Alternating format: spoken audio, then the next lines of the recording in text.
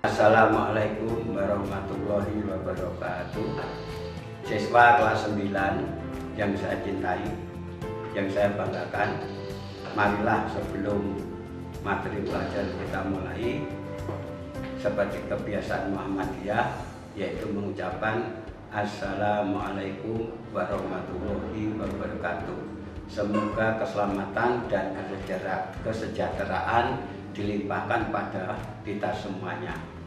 Anakku yang saya cintai, bahwa pada waktu kamu kelas 7 maupun kelas 8, walaupun materi pelajaran itu daring, minimal kita sudah mengerti Muhammadiyah. Bahwa Muhammadiyah itu dapat mencapai usia mendekati 110 tahun. Jadi Muhammadiyah itu ada sebelum Indonesia merdeka. Umur Muhammadiyah itu mendekati 110 tahun. Jadi Indonesia itu belum ada, Muhammadiyah sudah ada. Mengapa demikian? Karena pimpinan-pimpinan Muhammadiyah itu salah satu diantaranya berakhlakul karimah.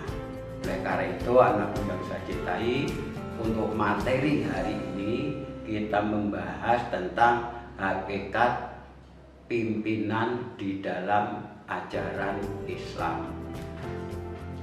Berdasarkan bahasa, bahwa pemimpin itu disebut juga khalifah, disebut juga imamah, disebut juga imaroh.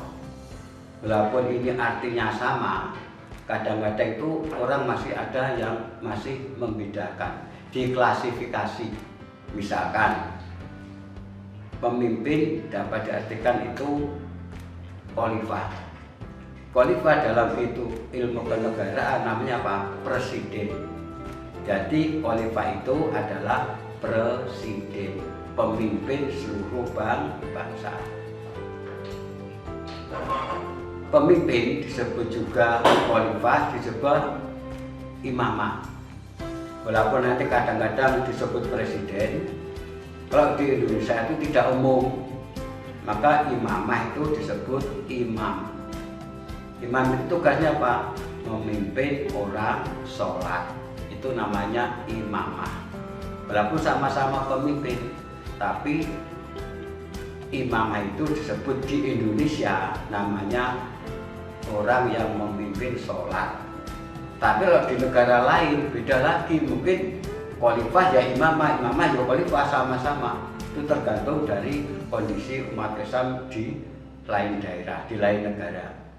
Kemudian disebut juga namanya imaroh.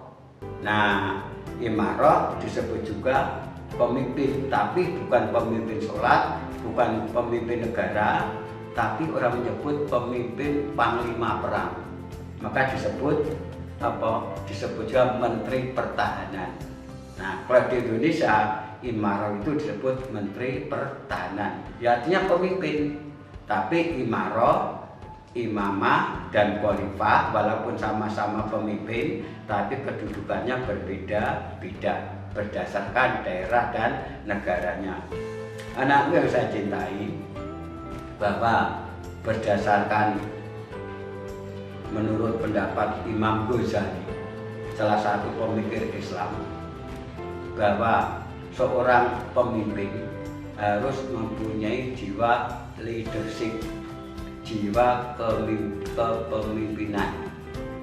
Nah, leadership itu disebut juga berarti kemampuan seseorang, ya, kemampuan seseorang untuk mempengaruhi orang lain. Orang lain itu ya bisa pengikutnya, bisa jamaahnya, juga orang lain, untuk mencapai tujuan yang sama. Jadi seorang pemimpin harus mempunyai jiwa leadership, jiwa kepemimpinan. Kalau kita menjadi pemimpin tidak punya jiwa kepemimpinan, nggak bisa. Nanti mesake rakyatnya tidak punya jiwa leadership kok. Dia memimpin, Makanya di negara-negara sana itu kalau jadi pemimpin tidak punya jiwa leadership itu ya banyak tidak disenangi oleh rakyatnya. Oleh Imam Ghazali, pemimpin itu mempunyai 6 kriteria.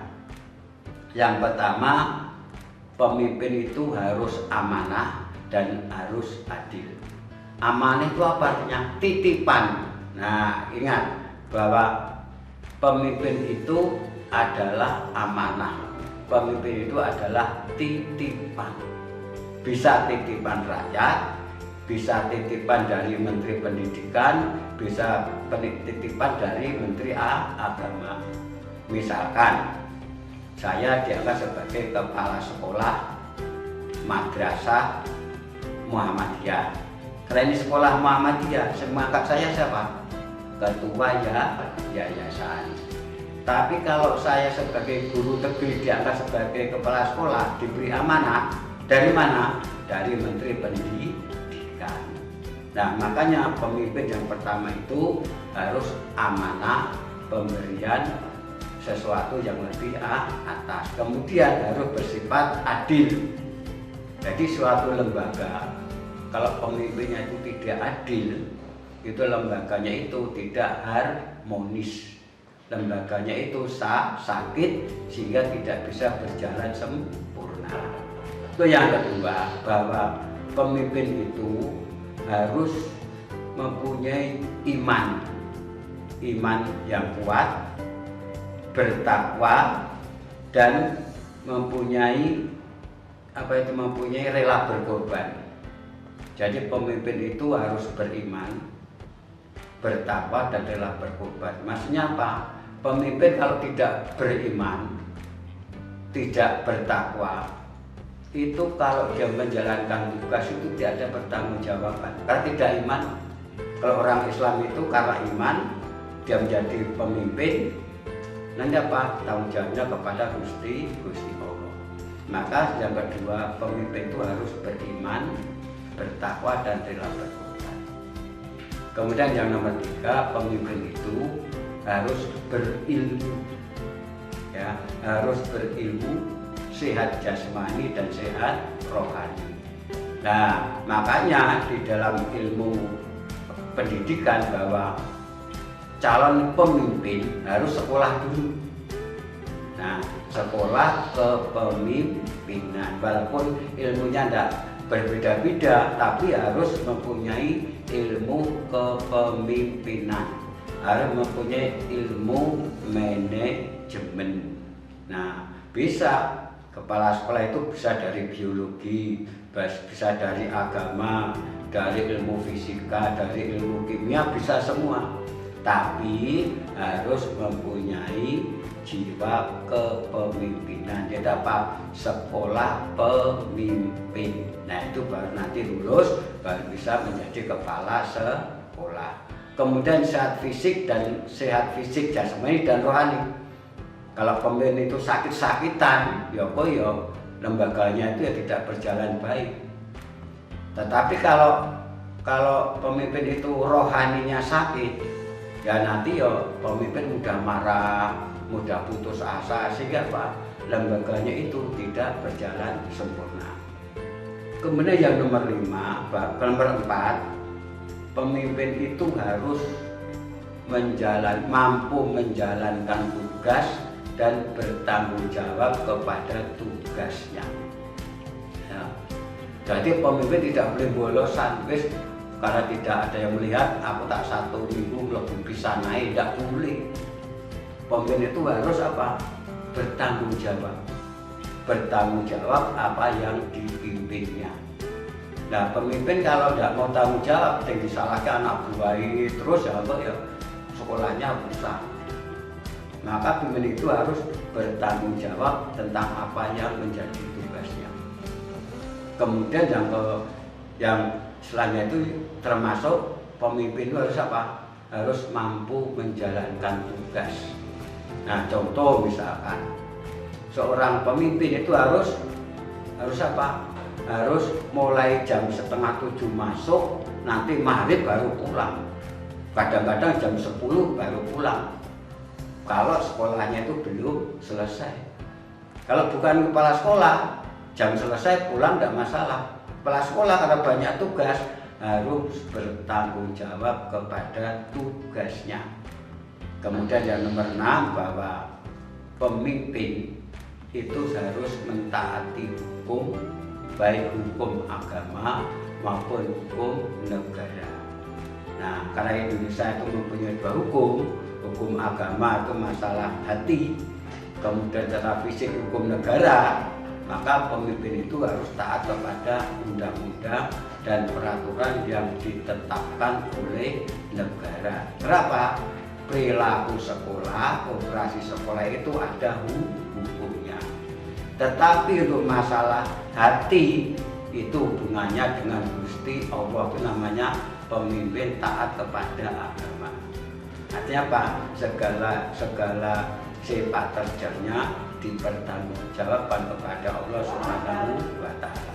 Kemudian yang terakhir bahwa pemimpin menurut Islam adalah tidak minta jabatan dan tidak minta posisi.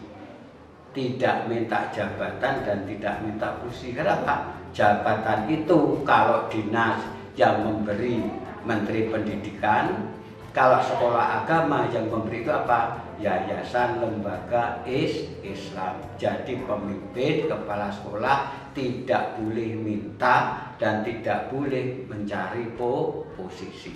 Itulah salah satu di antara sekian banyak kepintaran Imam Ghazali dalam mengklasifikasi 6 kriteria pemimpin Islam. Cukup sekian saja anak yang berbahagia. Cukup sekian.